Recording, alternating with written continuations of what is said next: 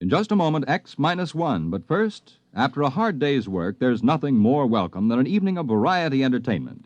And that's just the tonic provided tomorrow night by NBC Radio. You'll laugh your cares away when good-natured contestants carry out the rib-tickling stunts dreamed up by MC Jack Bailey on NBC's Truth or Consequences. And later on, Groucho Marx peps things up with lots of spontaneous good fun and more of the friendly insults at which he's so accomplished. For a brighter, livelier evening tomorrow night, it's Groucho Marx and Truth or Consequences on this station. And now, stay tuned for X-1 on NBC. Have a nice trip. Your seat number is 15. Next, please. Countdown for blast off. X-5, 4, 3, 2, X-1, fire.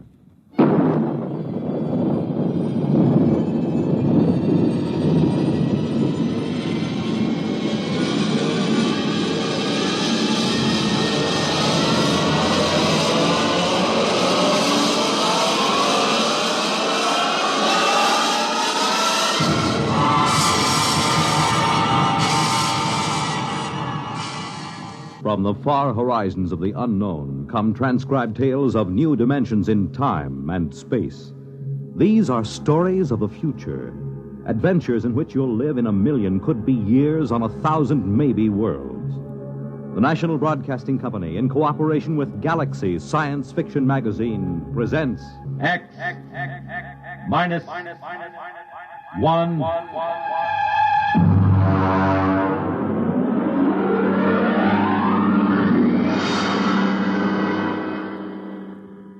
Tonight's story, Jaywalker, by Ross Rocklynne.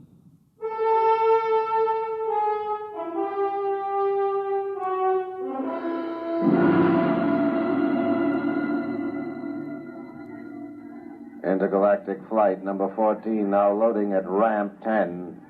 Intergalactic flight number 14 now loading at ramp 10.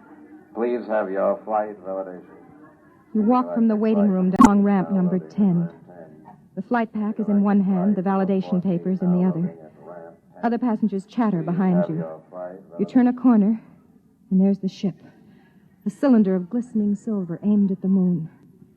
You feel yourself carried up the moving stair to the gaping entrance lock. A pretty stewardess in a blue uniform smiles at you. Validation papers, please. Your papers, madam. Oh, papers? Oh, yes, here they are. Mm-hmm. Mrs. Marcia Foster. You feeling well, Miss Foster? Yes, quite well, thank you.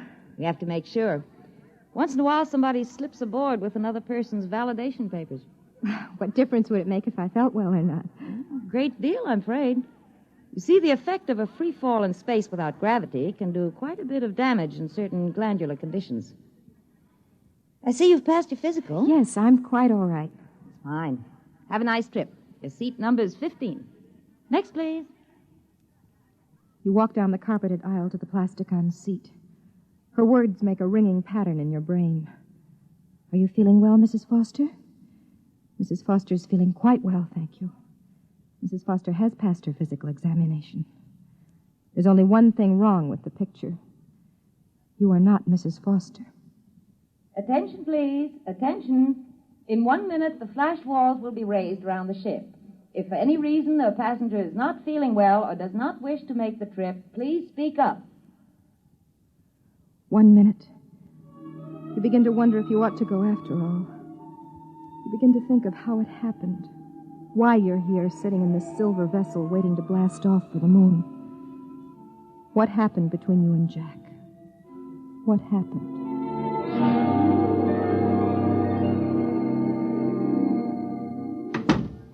Honey, I'm back. Jack, oh, darling.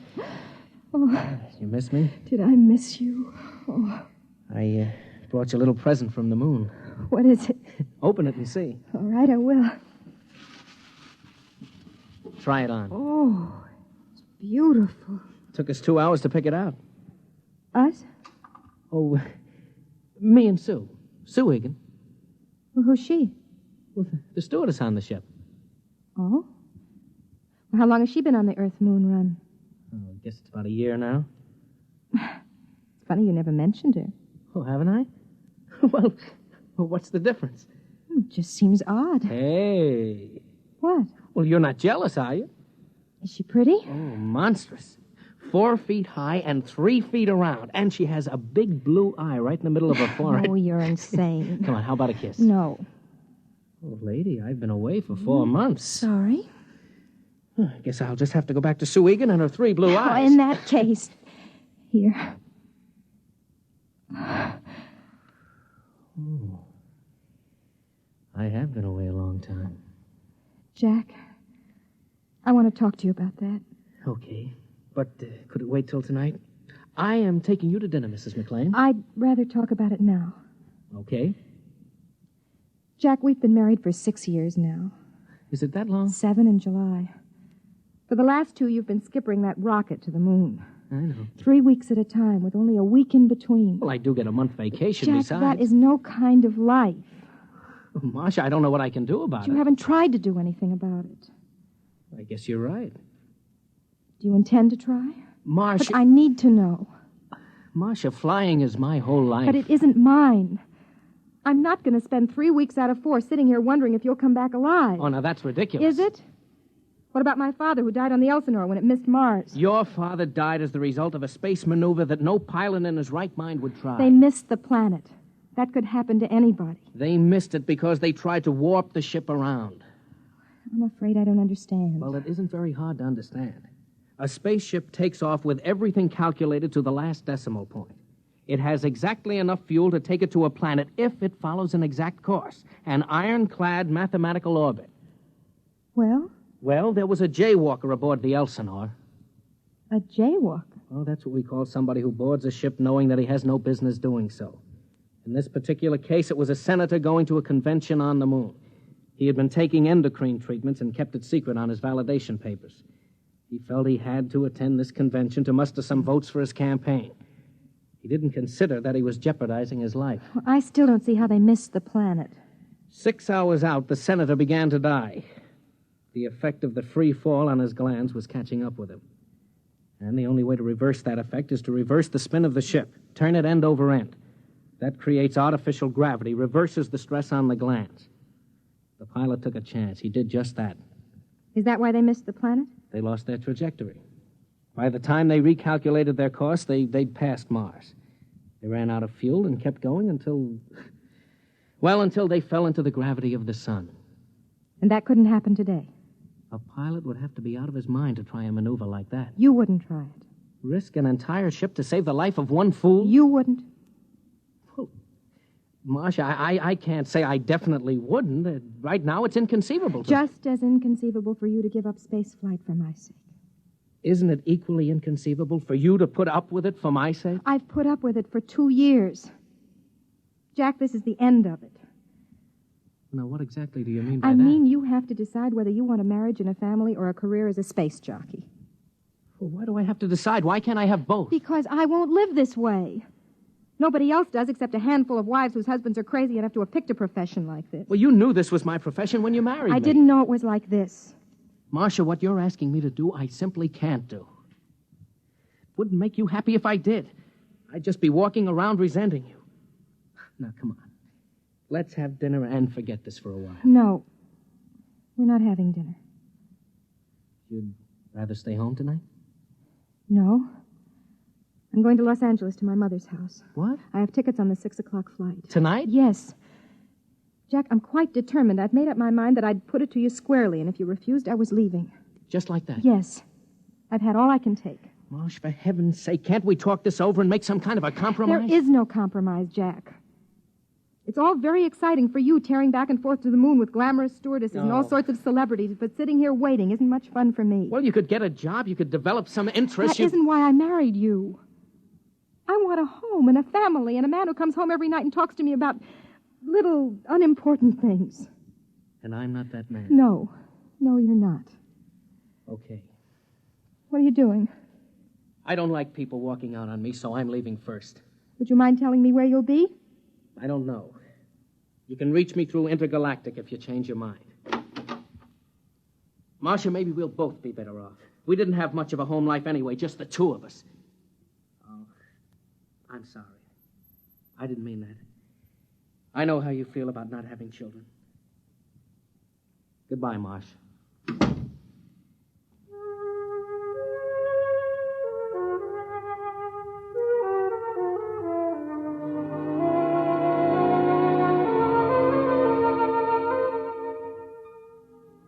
There it was. You learned when you came back from Los Angeles 2 months later that he'd been seen in the company of one Susan Egan, stewardess for Intergalactic on numerous occasions. You learned, too, that he'd applied for the Earth-Venus run, the newest and most difficult run in the galaxy. And you learned something else, something that was going to change the whole course of your life. Come in, Mrs. McLean. Sit down. Thank you, Doctor. I have some good news for you. Yes? You're going to have a child. Well, I thought you'd be happy about that. Happy? Oh, yes. Yes, I am. Naturally.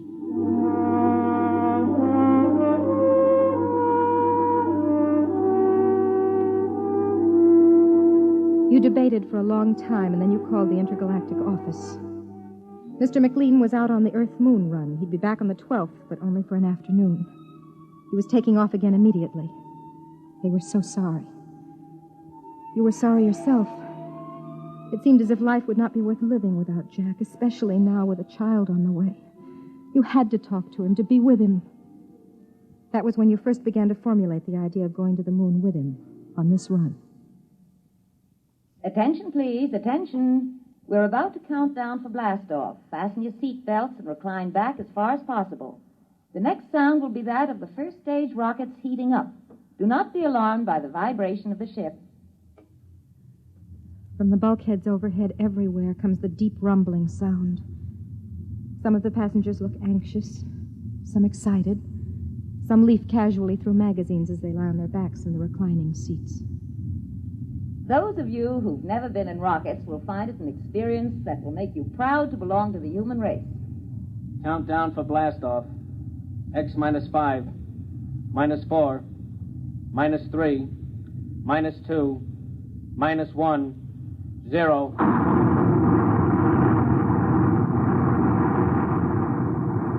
The rumble heightens. All emotion leaves you. Cold, ravening fear takes over. You try to close your eyes, your ears against it, but your mind won't respond. You look out the port, and the scene is suddenly splashed with a rushing sheet of flame that darkens the sky and is torn from your vision. It's snatched away. The buildings, the trees, the roads vanish. A great, soft, uniform weight presses down on you. You push with all your might, but it smothers you, presses you back, drives your blood down, down inside of you. And then, quiet. We are now 102 miles over New York City. You may unfasten your safety belts. The pull of gravity will no longer trouble you. You unfasten the safety belt and sit in the seat, wondering what to do next. Ladies and gentlemen, welcome to Intergalactic Flight number 14 out of New York Rocketport, destination Moon. I'm your hostess, Miss Susan Egan. Your pilot for this flight is Captain Jack McLean. Our position at the moment is approximately 550 miles above Earth, and in less than 1/2 hour, we'll be in free fall, completely without gravity. Our speed is currently 29,000 miles per hour. We should arrive at Moonport at exactly 6 p.m. tomorrow, Earth time. I wish you a pleasant voyage. If there's anything you need, Intergalactic is at your service.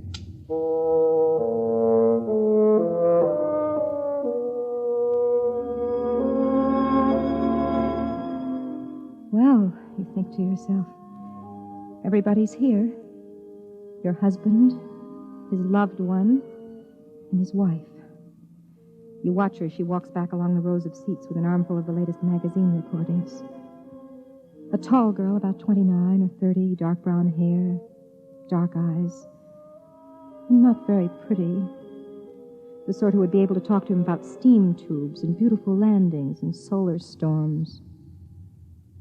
Mrs. Foster, would you like something to read? Oh, thank you, no. First time in a rocket ship? Yes, could you tell? You look a little green. You feeling well? Yes, I'm quite all right. There's just a touch of space sickness. Come along to the ship's hospital and we'll fix you up in a jiffy. No, I'd rather just sit here a minute. Of course. Oh. Come on. Let me help you into the ship's hospital. That's it. Come on, take it easy. Now, come on.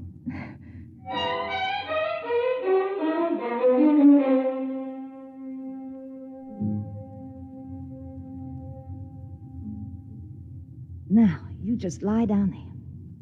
How are you feeling? I'm scared. There's nothing to be afraid of. I think there is. What is it? I'm pregnant. What? I faked my validation papers. Do you know what you've done to yourself? I hoped it wouldn't affect me. Isn't much I can say, Mrs. Forster. I'll have to tell the captain naturally. But would it be... could I tell him myself? If you'd rather, I'll call him. Stewardess to captain. McLean, what is it, doll? Jack, there's a passenger in the ship's hospital. What's up? You'd better come down here. Look, Susie, I've got my course correction I think you'd better come right down. Okay. Charlie, take it, will you? I'll be right back. He'll be here in a minute or two. Here, let me put this pillow under your head. Thank you. Now, what made you do it? You wouldn't understand. You loved him, and he's stationed on the moon, and you wanted to be near him. Is that it? Could you understand that? You mean not being able to have the man you love? Yes, I think I could understand.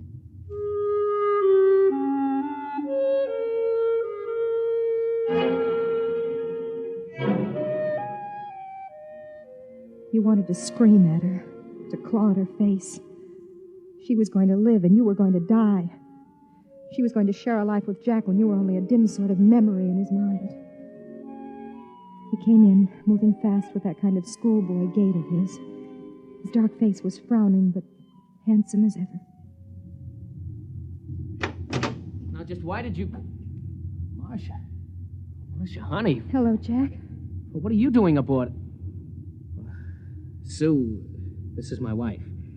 Marcia, this is Sue Egan. Oh, hello. I'll be getting out. Excuse me. What's going on? Jack, sit down. I want to tell you something. I'd like to say something first, Marsh.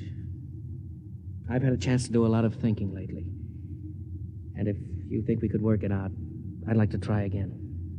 You mean that? Yes, I do. What about Miss Egan? Sue? What about her? Well, I thought... I heard... I'm very fond of Sue. Yes, I thought you were. But she isn't my wife. You are. Was. What do you mean? I'm going to die, Jack. Marcia, what are you talking about? Jack, I'm pregnant. You see, we're a little too late. Did you know this when you came aboard? Yes? But weren't you aware that... What about the physical? I used another woman's validation papers. I paid her for them. Why, Marcia? How could you do a thing like that? I don't know. All I knew was that I had to see you. I had to be with you. If you'd only told me. I couldn't reach you. Didn't you know what would happen if you took a rocket flight? I know. I thought somehow it wouldn't happen to me. I didn't know that pregnancy was affected. And if you had? I would have come along anyway. I suppose in a way I'm to blame. I'm the one who walked out. Now, don't take the blame on yourself. I'm over 21. Marcia, what did you hope to accomplish by this? I'm not sure. There's only one possibility. Possibility? Yes, excuse me. Miss Egan. Yes? Come into the ship's hospital, please. Bring Petrocelli from maintenance. Tell him to come up here with a crescent wrench. Yes, Captain. What are you going to do? Do? Nothing much. I'm going to warp the ship around, that's all.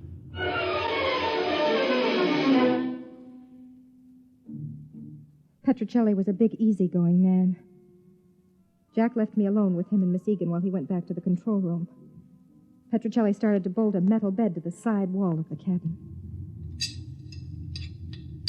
Why are you putting the bed on the wall? Because, lady, when he starts to spin the ship, that outside bulk is going to be down, not sideways. Centrifugal force, see? I'm afraid I don't. Well, that's too bad, because I got other things to do besides explain. Okay, Susie, it's all yours. Oh, is he always that rude? Doesn't it occur to you that maybe he's under a slight strain? Strain? Look, Mrs. McLean, your husband's going to warp the ship around. The chances of his pulling off a maneuver like that without piling us up in the sun or in deep space are about 1,000 to 1.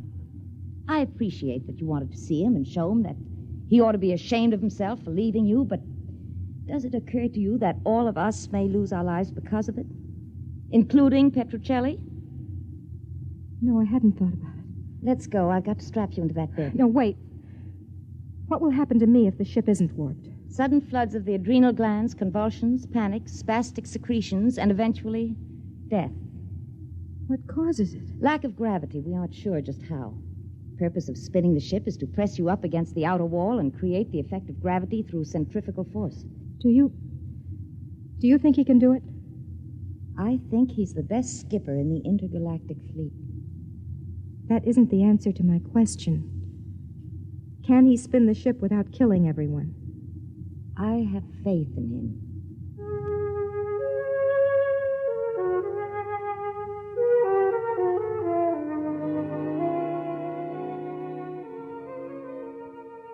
She loved him. She had faith in him. And you to whom he was married, you who carried his child inside you, did you have faith in him? Everything set in here? Yes. Good. Jack, could we talk alone for a minute? Only a minute.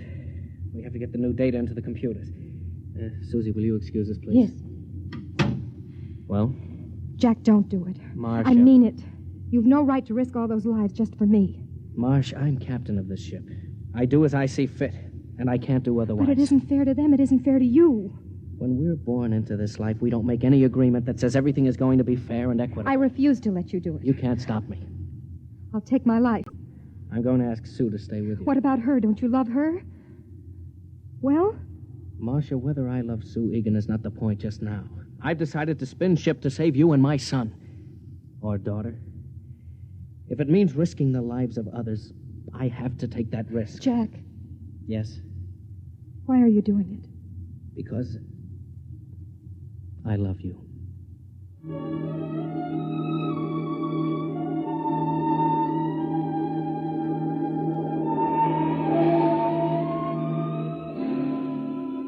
It seemed to me during the next hour through the haze of the drug they gave me that I could see him. There was the curved silver board. Before it sat Jack, hunched like a harried bookkeeper on the last day of the month. Okay, Charlie. We'll come to the moon obliquely at 0.307. We pass it, stop, spin the ship over once to check speed. Then put the tail down when we feel gravity at 7.035. And if we can do it with the fuel we've got, it'll be a miracle. All right, start the calculators. Engine room, reverse tubes. Reverse tubes. Wait for new course vector 7073. Ready for new course vector. Set firing formula 2635726. Firing formula ready. Coming into course vector. Counting down. 7077. 76. 76. 75. 75. 74. 74. 73. Fire.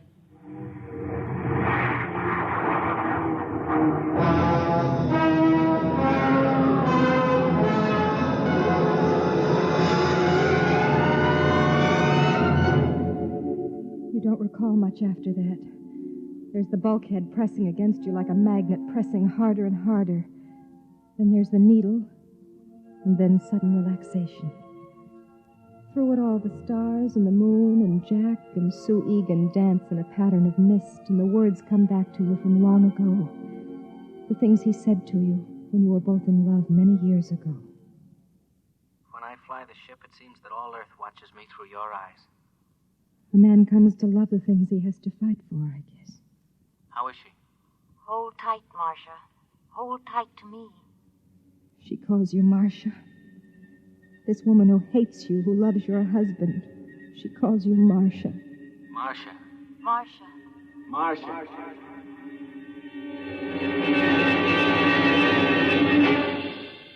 Marcia. Marcia. The curved ceiling, but a new curve. And soft rose instead of chrome metal. A new feeling, unlike Earth or the ship.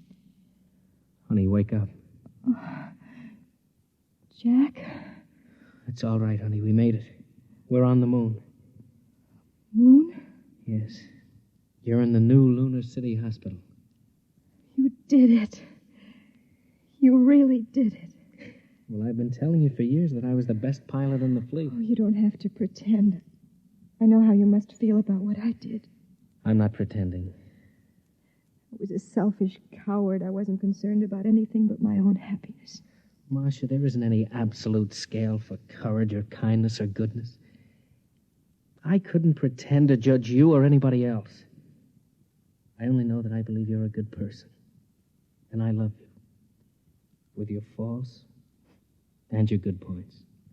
I just wanted to be with you, Jack. That's all I ever wanted. I'm sorry I'm not brave and strong like Susan or you or the others.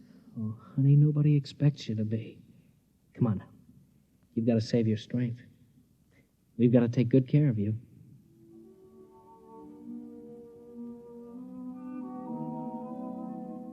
He reaches down and touches your lips with his fingers. It's like a benediction. You know that you'll never again question his right to do the things that fulfill him.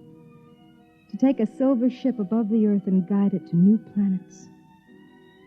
Our child will be born on the moon, you whisper to him, and our grandchildren in the stars.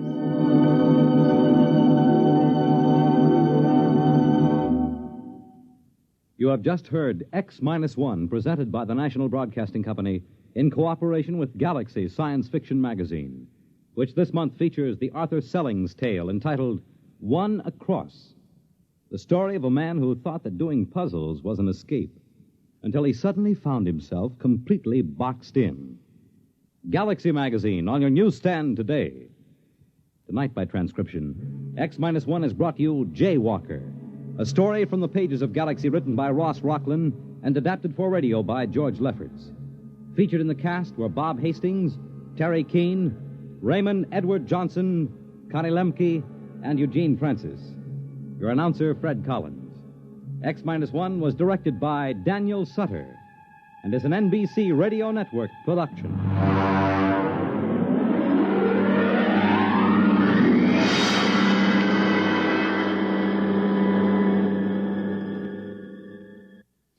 Next week, the story of the journey that had no end, of a ship that had traveled so long through space that none aboard her could remember their destination or even wonder where they were going. Listen for The Sense of Wonder next week on X-1. The big news tomorrow centers around the tiny Principality of Monaco, where one of the century's most fabulous weddings will take place. And NBC Radio is on the spot to cover it for you. In the daytime, NBC's Weekday reports the civil wedding ceremony as it happens with simultaneous English translation.